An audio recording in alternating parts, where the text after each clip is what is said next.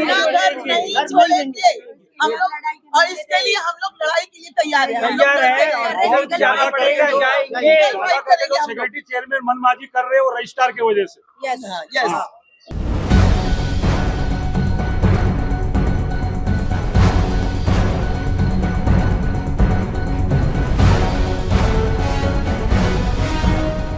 इनके ऊपर खुद कंपनी के ऊपर लोन है, ये लोन के ऊपर चल रहे हैं और अभी बोलते फिर रहे हैं कि दुबई से फंड आएगा, दुबई से सब आएगा, दुबई में मेरे पार्टनर्स बैठे, मेरे सब बैठे। दुबई में कौन बैठा है भाई? डिपार्टमेंट को गुमराह करके वन साइड सीसी लेके आया है। तुम लोग हम लोगों को क्यों नहीं बताते हो कोई भी चीज? तुम लोग क्यों कौन होते हो बिल्डर से जाके मीटिंग करने वाले? तुम लोग ने बोला कि भाई 2-2.5 महीना पहले कि हमने बिल्डर पे केस किया है, तो उसके डॉक्यूमेंट्स हम लोगों को दिखाओ। डॉक्यूमेंट्स आप लोग दिखा नहीं रहे, ऊपर से जाके बिल्डर के साथ डील कर रहे। जो हालत आज स्वागत की हुई है, कल हमारे बशेरा की भी होगी, हम लोगों को ऐसा डर है। मीरा भाईंदर में रीडेवलपमेंट के नाम पे हो रहा है बिल्डरों का गोरख धंधा शुरू।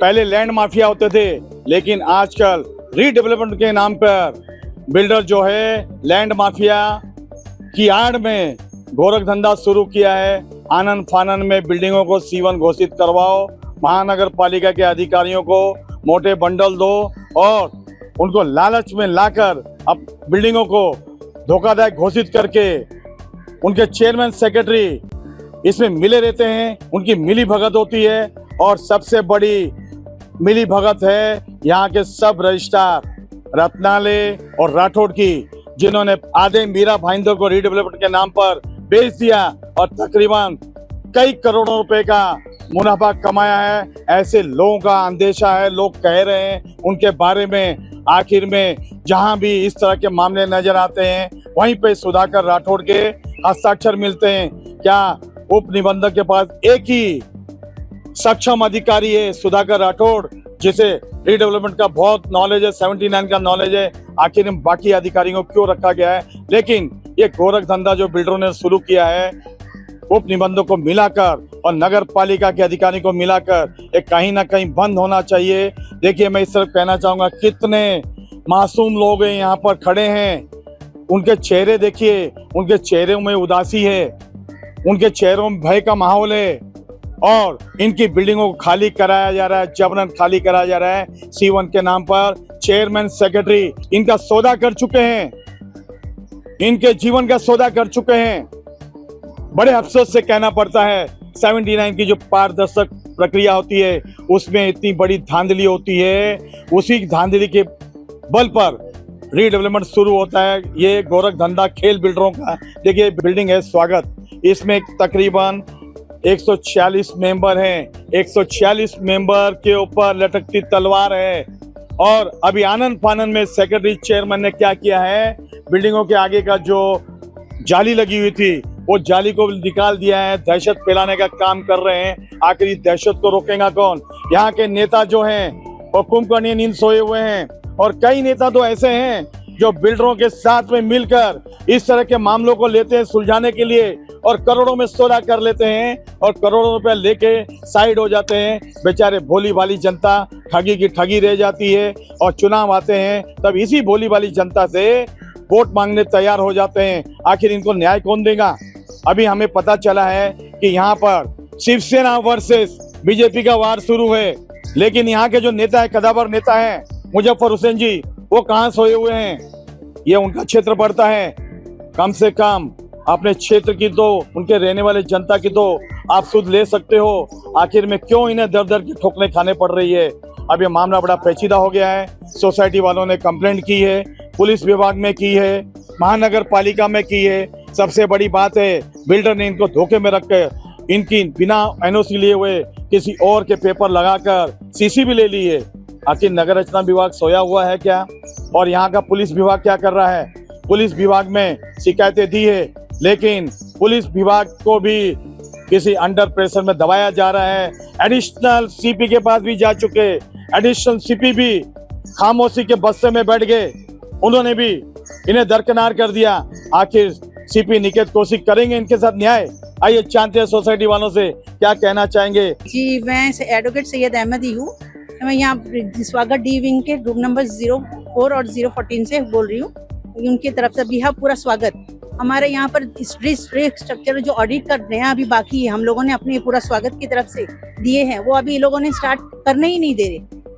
फोर्सफुली हम लोगों के लिए प्रेशराइज कर रहे, विंग में से नेम प्लेट निकाल रहे और काम करने के लिए बस तोड़ो, ग्रिल निकालो और लिफ्ट बंद कर रहे। पानी के ऊपर पानी नहीं मिलेगा, लेडीज के लिए सबसे इम्पोर्टेंट चीज है जो ये करने नहीं दे रहे। लेडीज परेशान है, जाके घरों में पानी आ रहा, बारिश से नल खुले ऊपर रख के जा रहे, इसकी वजह से पूरा स्लैब में से के जरिए पानी नीचे आ रहा है, तो इसलिए सब परेशान है। जाके हम रिक्वेस्ट कर रहे हैं कि आप रुकिए, एक साथ अगर आपको करना है तो वेट करिए, ये बारिश का मौसम में मानसून में आप ये मत करिए, लेकिन कोई सुनने के लिए राजी नहीं। कि अगर ये सही कहा जा रहे हैं अपनी उसके ऊपर, तो फिर ये बेल के लिए क्यों जा रहे हैं, बेल के लिए क्यों दौड़ रहे हैं ये लोग, जब इनके ऊपर हमारी सोसाइटी ने एंटीसेप्टिक बेल जो है उसके लिए क्यों दौड़ रही है लोग। इन लोगों को ये गलत है ना कहीं उन लोगों को खुद को पता है कि हम कहीं ना कहीं गलत हैं, इसके लिए ये सब काम कर रहे हैं लोग। तो ये लोगों को सोचना चाहिए कि अगर हमको कुछ करना है तो सोसाइटी के तमाम मेंबरों को बुलाएं, अपने साथ बिठाएं और उन लोगों की एक मीटिंग लेके उन लोगों को सेटिस्फाई करें। लेकिन वो लोग ये नहीं करना चाहते हैं, वो लोग बस अपनी मनमानी करना चाहते हैं। जो हमको करना है हम वो करेंगे, बाकी अब अपना तुम देख लो। तो हम कैसे क्या अपना घर छोड़ को चले जाए, अपनी छतों को छोड़ दे, हम लोग बेघर हो जाए। तो ये क्या चाहते हैं, हम लोग को बेघर करना चाहते हैं, सड़क पर लाना चाहते हैं। हमने ऐसे बहुत सारे केस देखे हैं कि बहुत सारे लोगों को इन लोगों ने बेघर किया है, ऐसे ही चेयरमैन सेक्रेटरी इन लोगों ने मिलके। तो ये लोग चाहते हैं कि हम लोग भी बेघर हो जाए। तो हम लोग अपना घर छोड़ने वाले नहीं है, जब तक हम लोग को सही इंसाफ नहीं मिलेगा हम नहीं छोड़ने वाले हैं। मेरा नाम नज़ीर अहमद खान है और मैं ये जो साथ में मतलब लगी हुई बिल्डिंग है बसेरा कोऑपरेटिव हाउसिंग सोसाइटी, उसके अंदर हूँ। ये एक बात तो सर मतलब है कि मेरे आज तक समझ में नहीं आ रही है कि जहाँ जहाँ भी मतलब है गवर्नमेंट के डिपार्टमेंट्स के अंदर हम लोग जाते हैं या हमारे तरफ से मतलब है कि जो भी बोलने वाले लोग हैं वहाँ पे मालूम है जाके कंप्लेंट देते हैं। हमारी या तो कंप्लेंट की सुनवाई मतलब है कि नहीं हो रही है या फिर पता नहीं कंप्लेंट को डिले क्यों किया जा रहा है। यहाँ तक कि भाई सीपी ऑफिस में भी मालूम है कि हम लोगों ने जाकर मतलब है कि लोगों ने जाकर वहाँ पर मालूम है कंप्लेंट दी, वहाँ से भी मतलब है कि सिर्फ आश्वासन ही हमको अभी तक मिल रहा है। और क्या नाम इसका इन्वेस्टिगेशन के नाम के ऊपर मतलब है कि सिर्फ यहाँ लोकल पुलिस स्टेशन जो हमारे सामने शम्स मस्जिद के बाजू में बीट ऑफिसर है वहाँ पर बुलवा कर मतलब है कि हल्की फुल्की सी मतलब है कि हमारे से वो ली जाती है, जो कि हमारे मतलब है कि बिल्डिंग के चेयरमैन सेक्रेटरी वगैरह वो जाके मतलब है अंदर क्या बोल रहे हैं क्या बोल के नहीं आ रहे। सर ये ट्रांसपेरेंसी खुल के हमारे कुछ समझ में ही नहीं आ रही है। सर आप लोगों से मालूम है प्लीज़ धन्यवाद है कि आप लोग है ना प्लीज़ हम लोगों का साथ दीजिए। क्या है उनकी बातें और क्यों उन्हें दर दर की ठोकरें खाने पड़ रही है। मैं अंजुम आजाद जूही का सेक्रेटरी। हम एक कॉम्प्लेक्स में 5 बिल्डिंग हैं, 5 सोसाइटीज हैं।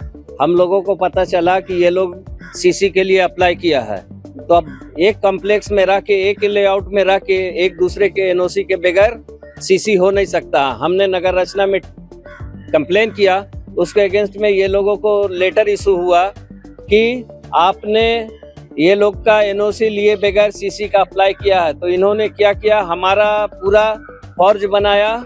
हमने बाद में जो है उसको आरटीआई से लिया और लेने के बाद साफ पता चल रहा है कि हमारा जो लेटर हेड है वो है ही नहीं, एकदम सरासर हमारे साथ नाइंसाफी हुआ, डुप्लीकेट किया। उसी के बेस पे इसने पूरे डिपार्टमेंट को गुमराह करके वन साइड सीसी लेके आया है। बिल्डर का नाम है Mushtaq Hamid Ali, Ruhan Skypers India private limited.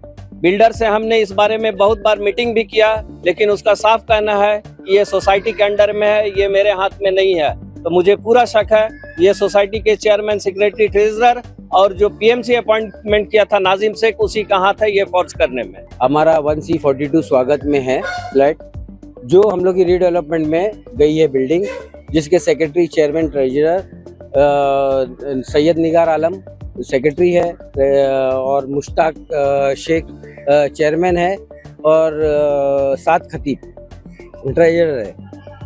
ये प्रक्रिया 2022 में चालू हुई थी, जो कि अभी सीसी आ गया है इसका, इस हम लोग की सोसाइटी का, और 90 लोग ने लगभग चेक ले लिया है, ऐसा सोसाइटी बोलती है। लेकिन आगे हम लोग बहुत खुश थे इस डेवलपमेंट से, लेकिन आगे बहुत सारी चीज़ें मालूम पड़ी हम लोग को, जो हम लोग को पता चला कि आगे हम लोग को साथ में धोखा होने वाला है। तो हम लोग ने अपना वैकेंट नहीं किया कुछ लोग अभी भी उस घर में रह रहे हैं। तो इसको चलते हुए वो फोर्सफुली सेक्रेटरी, चेयरमैन, ट्रेजरर और बिल्डर रोहान, मुश्ताक, उमेर, हामिद ने एमबीएमसी में धोखादायक हमारी बिल्डिंग को करवाया। हमने री ऑडिट के लिए उसको डाला है और वो अप्रूवल हुआ है। मिस्टर सिजॉय मैथ्यू को उसका अप्रूवल मिला है री ऑडिट के लिए। वो री ऑडिट हो जाएगी और अपनी जगह पे खड़ी है बिल्डिंग। और कई लोग ने ये फ्लैट खाली कर दिया है, लेकिन अब फोर्सफुली ये इनका चल रहा है कि लाइट काटी जाए, लिफ्ट बंद की जाए। सेक्रेटरी, चेयरमैन जो प्रैक्टिस कर रहे हैं बिल्डर के साथ में मिलके, और बताया जा रहा है कि बिल्डिंग धोखादायक है, हमको उधर से ऑर्डर है, हमको ये सब हटाना मुझे पड़ेगा। एक बात पूछनी है कि 79 की प्रक्रिया हुई थी, 79 की प्रक्रिया में किस तरह की प्रक्रिया आपने देखी? पारदर्शी थी?